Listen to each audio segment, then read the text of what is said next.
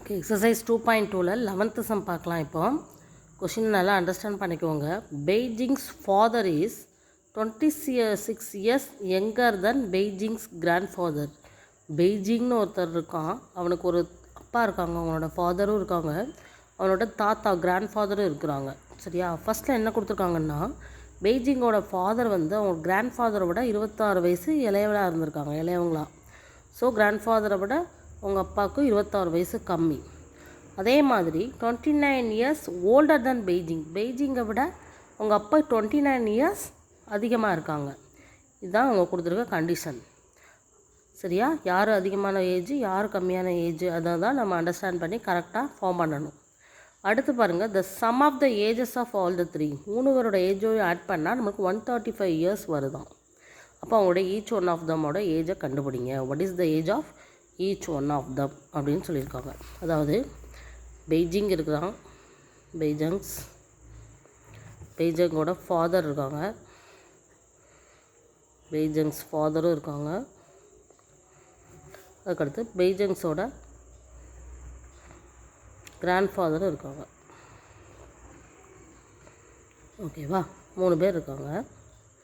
இதில் நம்ம பெய்ஜிங்கோட ஏஜை வந்து எக்ஸ் அப்படின்னு எடுத்துட்டோன்னா, பெய்ஜிங்கை விட பெய்ஜிங்கோட ஃபாதர் வந்து 29 இயர்ஸ் ஓல்டர், கூடுதல். அதேமாரி பெய்ஜிங்கோட ஃபாதரை விட அவங்க கிராண்ட் ஃபாதர் வந்து 26 இயர்ஸ் ஓல்டர். சரியா? ஸோ 29 + 26 இயர், இவர் தான் வயசு கூடுதலாக இருப்பார். இதை விட இவர் 26 இயர்ஸ் யங்கராக இருப்பார். சரியா? ஸோ யங்கர்னு கொடுத்ததுனால இதை விட இவர் கூட தான் இருக்கணும். ஸோ இந்த கண்டிஷனில் எழுதியாச்சு. 3 பேரோட ஏஜும் நம்மளுக்கு தெரிஞ்சிருச்சு. இந்த 3 ஏஜையும் ஆட் பண்ணால் நம்மளுக்கு எவ்வளோ வருது?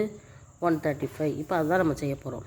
எக்ஸ் + எக்ஸ் + 29 + எக்ஸ் + 29 + 26 = 135ன்னு எழுதுகிறோம்.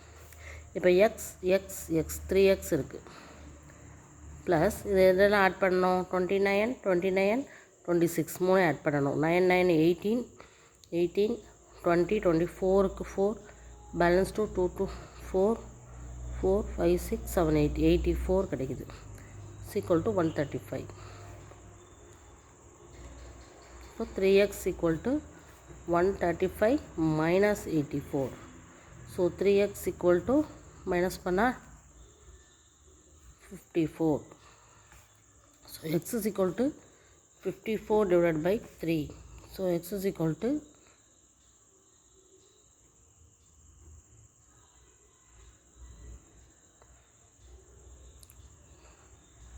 18.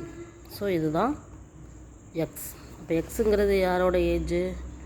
பெய்ஜிங்கோட ஏஜு எக்ஸு. ஸோ 18. இதே பெய்ஜிங்கோட ஃபாதர் ஏஜ் எவ்வளோ வரும்? ஃபாதர் ஏஜ் வந்து எக்ஸ் + 29. ஸோ 18 + 29 எவ்வளோ வரும்? 47 வரும். அதே பெய்ஜிங்ஸோட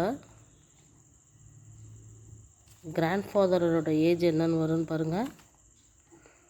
கிராண்ட் ஃபாதர் ஏஜ் = எக்ஸ் + 29 + 26.